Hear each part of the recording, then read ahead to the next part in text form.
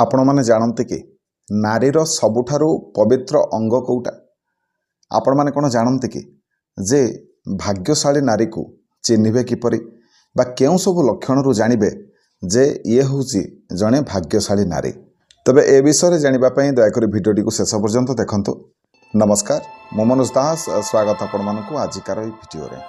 आपण जहाकु भी प्रश्न करंतु जे नारी मानकर सबुठारु पवित्र अंग कोउटा, बहुत जन ए प्रश्नर उत्तर दे पारिबेनी। किछि जन मध्य कहिबे जे नारी मानकर सबुठारु पवित्र अंग होउछि तांकर गोड़ बा पाद। देखंतु, भारतीय संस्कृति रे आमर सत्य सनातन हिंदू धर्म रे नारी मानकर एक विशेष स्थान रहिछि। नारी होउछि माँ, नारी होउछि भगिनी भौणी, नारी होउछि स्त्री, नारी होउछि कन्या। हिंदू धर्म रे नारी माने होउछन्ति पूजनीया। समस्त क्षेत्र रे नारी माने होउछन्ति एक प्रकारर अपरिहार्य अंग। बिना नारी रे कौनसी कर्म असंभव। तबे प्रत्येक पुरुष मध्य चाहती जने भाग्यशाली नारी को विवाह करबा पई।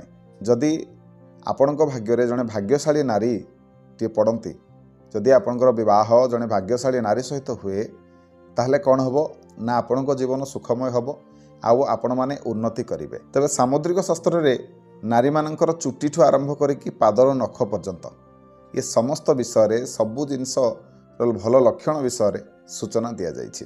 आगुरु कोन करथुले ना, जेतबेले गुटे पुओटी पई गुटे झियोटी खोजुथले, गुटे कन्याटी खोजुथले, सेतबेले सेमाने कन्याटी केते सुंदर सेटा देखिबा परिवर्ते कन्यार शारीरिक गठन किपरि, तार चालीचलन किपरि, तार स्वभाव किपरि, सेई जो समय सेमाने सेइटी को अनुध्यान करुथले।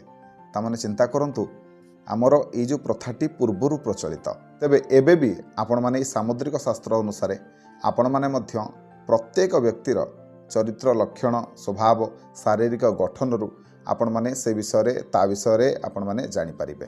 तबे खाली जे नारी मानक विषय रे सामुद्रिक शास्त्र रे वर्णना करा जायछि ता नुह, पुरुष होंतु बा नारी, सामुद्रिक शास्त्र रे समस्तंकर विषय रे आपणकर वर्णना करा जायछि। समस्तंकर प्रतिटी अंग विषय रे सूचना दिया जायछि। तबे प्रथमटी होउछि केश बा चुट्टी। देखंतु, नारी मानकर जदि केश लंबा थाए ताले से होछि पद्मिनी जातीय नारी। जदि जने नारी केश लंबा रखिला बा तार चुट्टी लंबा थाए ताले से निश्चिंत भाव में बहुत सुंदर देखा जाए।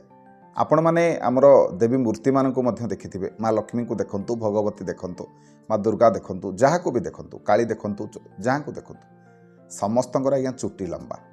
आम धर्म रे, आम सत्य सनातन हिंदू धर्म रे नारी माने तांकर केश को यथेष्ट लंबा पर्यंत रखती, जेतिकी लंबा से रखिपारे। जो नारी मानकर लंबा चुट्टी थाए विश्वास करा जाए कि सेमाने निजर स्वामी पाई अत्यंत शुभ होइथांती। निजर स्वामीर भाग्य बदलिबार क्षमता सेमानक पाखरे थाए। द्वितीयटी हैला लंबा बेक। तबे जो मानकर लंबा बेक सेमाने मध्य बहुत शुभकारक होइथांती निजर साथींक पाई बा निजर स्वामींक पाई। जो महिला मानकर बा जो नारी मानकर बेक लंबा होइथिबो सेमाने ऐश्वर्य संपन्ना नारी, माने माँ लक्ष्मी स्वरूपा नारी। एमानक पाखरे संपूर्ण वैभव थाए। एभली नारी को जो माने भी विवाह करती सेमाने जीवन रे धनर अभाव कौन जानी पारंती नहीं। तापरटी हैला मथा चौड़ा। आपणकर मथा जेते चौड़ा रहिबो, जेते लंबा रहिबो सेते भल।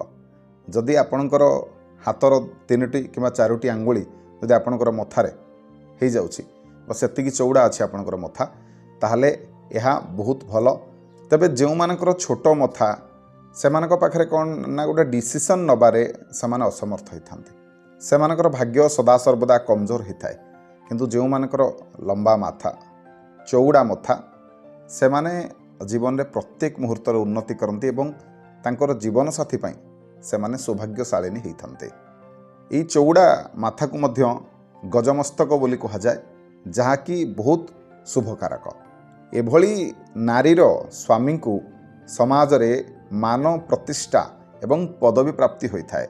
जमिति आपण माने निश्चिंत शुणिथिबे जे प्रत्येक सफल पुरुष पछरे जने नारीर हाथ थाए। ए कथाटी ठीक जदि नारीटी एई सबु गुणयुक्ता होइथिबो। तापरटे हैला जदि आपणकर मथारे कौनसी प्रकार जन्मजात चिन्ह आपणक निकटरे अछि किंबा कौनसी प्रकार कट मूलरू अछि, ताले यह बहुत अशुभ।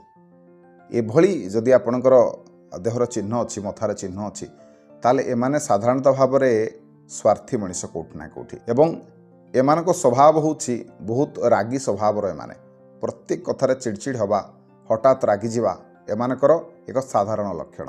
ତେବେ ପୁରୁଷ ହୁଅନ୍ତୁ ବା ନାରୀ, ଯଦି ଏଇଭଳି ଚିହ୍ନ କାମଥାରେ ଅଛି ତାହେଲେ ସେମାନେ ସାଧାରଣତଃ ଭାବରେ ଜିଦ୍ଦି ସ୍ୱଭାବର। ଗୋଟେ କଥାକୁ ଅଡ଼ି ବସନ୍ତି, ଧରି ବସନ୍ତି ଏବଂ ନିଜ ଜିଦ୍ଦିରେ ଏମାନେ ପୁରାପୁରି ଅଟଳ।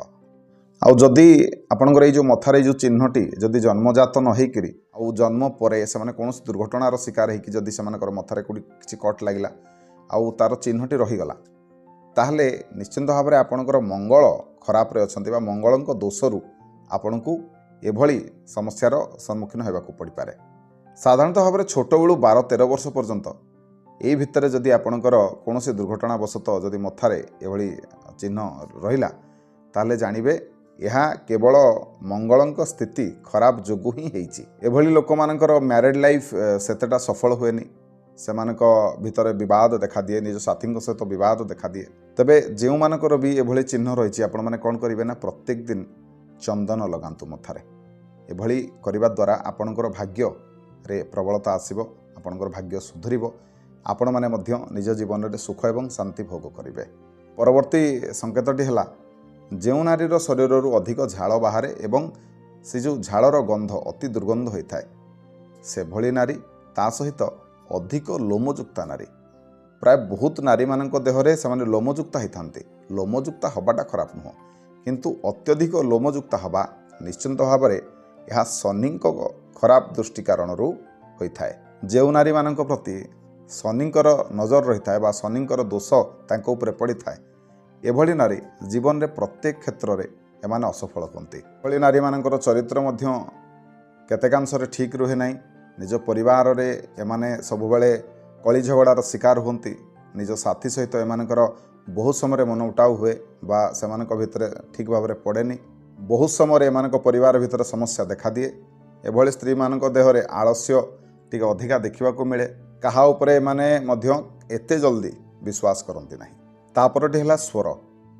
ଗୋଟେ ପୁରୁଷର ଯଦି ସ୍ୱର ତୀକ୍ଷ୍ଣ ଏବଂ ସ୍ପଷ୍ଟବାଦୀ, ତାହେଲେ ଏହା ବହୁତ ଭଲ। କିନ୍ତୁ ଗୋଟେ ନାରୀର ସବୁବେଳେ ସ୍ୱର ସୁନ୍ଦର କୋମଳ ହେବା ଉଚିତ, ତାହେଲେ ଯାଇ ତାକୁ ସମସ୍ତେ ଭଲ ବୋଲି କହିବେ। ତେବେ ଯେଉଁ ନାରୀମାନଙ୍କର ସ୍ୱର କର୍କଶ ଏବଂ ସେମାନେ ପୁରୁଷଙ୍କ ଭଳି ସେମାନଙ୍କର ସ୍ୱର, ତେବେ ନିଶ୍ଚିନ୍ତ ଭାବରେ ଏହା ଭଲ ନୁହେଁ। ଯେଉଁମାନେ କର୍କଶ ସ୍ୱରରେ ଯେଉଁ ନାରୀମାନେ କଥାବାର୍ତ୍ତା କରନ୍ତି ବା ଯେଉଁମାନଙ୍କର ସ୍ୱର ହେଉଛି ସେପରି, ସେମାନେ ଜୀବନରେ ପ୍ରତ୍ୟେକ କ୍ଷେତ୍ରରେ ସଂଘର୍ଷ କରନ୍ତି। ସଫଳତା ଏତେ ଶୀଘ୍ର ସେମାନଙ୍କୁ ମିଳେନି। ଆଉ ଯେଉଁ ନାରୀମାନଙ୍କର ସ୍ୱର ମିଠା, କଥା ମିଠା, ସେମାନେ ଜୀବନରେ ବହୁତ ଶୀଘ୍ର ଉନ୍ନତି କରନ୍ତି ଏବଂ ପ୍ରତ୍ୟେକ କ୍ଷେତ୍ରରେ ସେମାନେ ସଫଳତା ହାସଲ କରନ୍ତି। ତାପରଟି ହେଲା ଚାଲିବା ସମୟରେ ଶବ୍ଦ କରିବା। ମାନେ ଯଦି ନାରୀଟିଏ ଚାଲିକି ଯାଉଛି, ତାର କେବଳ ପାଦର ପାଉଁଜିର ଶବ୍ଦ ଶୁଭିବା ଦରକାର, ରୁଣୁଝୁଣୁର ଶବ୍ଦ। ଯଦି ଦମଦମର ଶବ୍ଦ ଶୁଭେ ବା ଚାଲିକି ଯିବା ସମୟରେ ନାରୀଟିଏ ଆୱାଜ କରି କରି ଶବ୍ଦ କରି କରି ଚାଲିକି ଯାଏ, ତାହେଲେ ନିଶ୍ଚିନ୍ତ ଭାବରେ ଏହା ଭଲ ନୁହଁ। ତେବେ ଯେଉଁମାନଙ୍କ ଦେହରେ ବି ଏଭଳି ଲକ୍ଷଣ ଅଛି, ଆପଣମାନେ ନିଜକୁ ବଦଳାଇବାକୁ ଚେଷ୍ଟା କରନ୍ତୁ ଯେମିତି ଆପଣଙ୍କ ପାଦର ଶବ୍ଦ କାହାକୁ ବି ଶୁଣା ନଯିବ। କେବଳ ଆପଣଙ୍କର ପାଦର ପାଉଁଜିର ଧ୍ୱନି ସମସ୍ତଙ୍କୁ ଶୁଣାଯିବ। ଆଉ ଏଭଳି ହେଲେ ସମସ୍ତେ ବି ଭଲ କହିବେ। ଆଉ ଏଇଭଳି ନାରୀ ହେଉଛନ୍ତି ଲକ୍ଷ୍ମୀ ସ୍ୱରୂପା। ନାରୀମାନଙ୍କ ପାଇଁ ହେଉଛି ହରିଣୀ ଭଳି ଚାଲି। ଧୀର ମନ୍ଥର ଗତିରେ ଯେଉଁମାନେ ଚାଲି ଯେଉଁମାନଙ୍କର, ତାହା ହିଁ ବହୁତ ଭଲ। କହିବାକୁ ଗଲେ ନାରୀମାନଙ୍କ ଦେହରେ ଗୋଟେ ଶାଳୀନତା ପ୍ରକାଶ ପାଇବା ନିହାତି ଦରକାର। ତାପରଟି ହେଉଛି ଆଖି। ଆଖି ହେଉଛି ଆମ ବ୍ୟକ୍ତିତ୍ୱର ଦର୍ପଣ। ପ୍ରତ୍ୟେକଟି ମଣିଷର ଆଖିରୁ ବହୁତ ଲୋକ ବି ଜଜ୍ କରନ୍ତି ଯେ ସେ ଲୋକଟି କିପରି ହେଇଥିବ। ଆପଣଙ୍କର ଅନେଇବାର ତରିକାରୁ ବହୁତ ଲୋକ ଜାଣିଯାଆନ୍ତି ଯେ ଆପଣଙ୍କର ବ୍ୟକ୍ତିତ୍ୱ କିପରି, ସ୍ୱଭାବ କିପରି। ଯେଉଁ ନାରୀର ଆଖି ଏବଂ ଭ୍ରୁଲତା ବହୁତ ସୁନ୍ଦର ହୋଇଥିବ ଏବଂ କୌଣସି ପ୍ରକାରର ଦାଗ ନଥିବ ସେ ଜାଗାରେ, ଏଭଳି ନାରୀ ଲକ୍ଷ୍ମୀ ସ୍ୱରୂପା ନାରୀ। ତାପରଟି ହେଉଛି ନଖ। ନାରୀମାନଙ୍କର ନଖ ବହୁତ ସୁନ୍ଦର ହୋଇଥାଏ। ବହୁତ ସମୟରେ ଆପଣମାନେ ଦେଖିଥିବେ, ଆଉ ଏଇଟା ହେବା ବି ଉଚିତ। ନାରୀମାନଙ୍କର ନଖ ଯେତେ ସୁନ୍ଦର ହେବ ସେତେ ଭଲ। ତେବେ ବହୁତ ନାରୀମାନଙ୍କ ପାଖରେ ବହୁତ ଏଭଳି ଗୁଣ ଦେଖାଯାଏ ଯେ ସେମାନେ ବହୁତ ଜଣ ନଖ କାମୁଡ଼ନ୍ତି।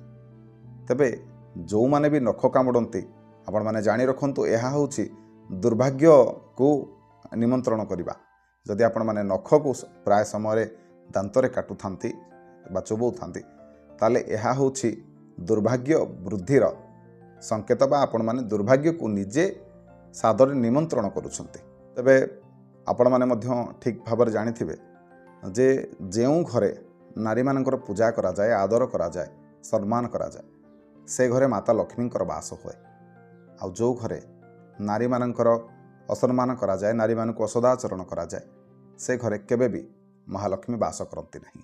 ତେବେ ଏବେ ଆସନ୍ତୁ ଜାଣିବା ନାରୀମାନଙ୍କର ସବୁଠାରୁ ପବିତ୍ର ଅଙ୍ଗ କେଉଁଟା। ଦେଖନ୍ତୁ, ଆମର ଶାସ୍ତ୍ର ଅନୁସାରେ ଶାସ୍ତ୍ର କୁହେ ଯେ ବ୍ରାହ୍ମଣମାନଙ୍କର ପାଦ ହେଉଛି ସବୁଠାରୁ ପବିତ୍ର ଜିନିଷ। ସେଭଳି ଗାଈମାନଙ୍କର ପିଠି ହେଉଛି ସବୁଠାରୁ ପବିତ୍ର ଜାଗା। ଘୋଡ଼ାର ମୁହଁ ହେଉଛି ପବିତ୍ର। କିନ୍ତୁ ଯେତେବେଳେ ଗୋଟେ ନାରୀର କଥା ଆସେ ସେତେବେଳେ ଆମର ମୁନି ଋଷିମାନେ କହିଯାଇଛନ୍ତି ନାରୀର କୌଣସି ଏକ ଅଙ୍ଗ ବଦଳରେ ସମ୍ପୂର୍ଣ୍ଣ ନାରୀ ହିଁ ପବିତ୍ର। ନାରୀମାନଙ୍କର ପ୍ରତ୍ୟେକଟି ଅଙ୍ଗ ପବିତ୍ର। ତେବେ ତଥାପି ନାରୀମାନଙ୍କର ସବୁଠାରୁ ପବିତ୍ର ଅଙ୍ଗ ବା ଭାଗ୍ୟଶାଳୀ ଅଙ୍ଗ ହେଲା ତା'ର ନାଭି। ହଁ ଆଜ୍ଞା, ନାଭିରେ ମା ଶକ୍ତିଙ୍କର ବାସ ଥାଏ ବୋଲି ବିଶ୍ୱାସ କରାଯାଏ। ପ୍ରତ୍ୟେକଟି ନାରୀ ଗର୍ଭଧାରଣ ସମୟରେ ଏଇ ନାଭି ହିଁ ସେ ଯେଉଁ ଛୋଟ ଶିଶୁର ବିକାଶ କରିବାରେ ସମ୍ପୂର୍ଣ୍ଣ ସାହାଯ୍ୟ କରିଥାଏ ବା ସମ୍ପୂର୍ଣ୍ଣ ସହାୟତା କରିଥାଏ। ତେଣୁ ଏଇ ନାଭି ହିଁ ସବୁଠାରୁ ପବିତ୍ରତାର ପ୍ରତୀକ ବା ସବୁଠାରୁ ପବିତ୍ରତାର ସ୍ଥଳ। ପ୍ରତ୍ୟେକଟି ନାରୀମାନଙ୍କୁ ନିଜ ନାହିରେ ପ୍ରାୟ ସଦାସର୍ବଦା ତେଲ ପକାଇବା ଉଚିତ। ଏଭଳି କଲେ ଆପଣଙ୍କର ସୁଖ ସୌଭାଗ୍ୟରେ ବୃଦ୍ଧି ହୋଇଥାଏ। ତେବେ ଆଶା କରୁଛି ଆଜିକାର ଏହି ଭିଡ଼ିଓଟି ଆପଣମାନଙ୍କୁ କିଛି ନା କିଛି ଜ୍ଞାନ ଦେଇପାରିଥିବ। ଯଦି ଭିଡ଼ିଓ ଭଲ ଲାଗିଥାଏ ତେବେ ଭିଡ଼ିଓକୁ ଲାଇକ୍ କରିବେ, ସେୟାର କରିବେ, ଚ୍ୟାନେଲକୁ ସବସ୍କ୍ରାଇବ୍ କରିବେ। ରହିଲି, ଧନ୍ୟବାଦ।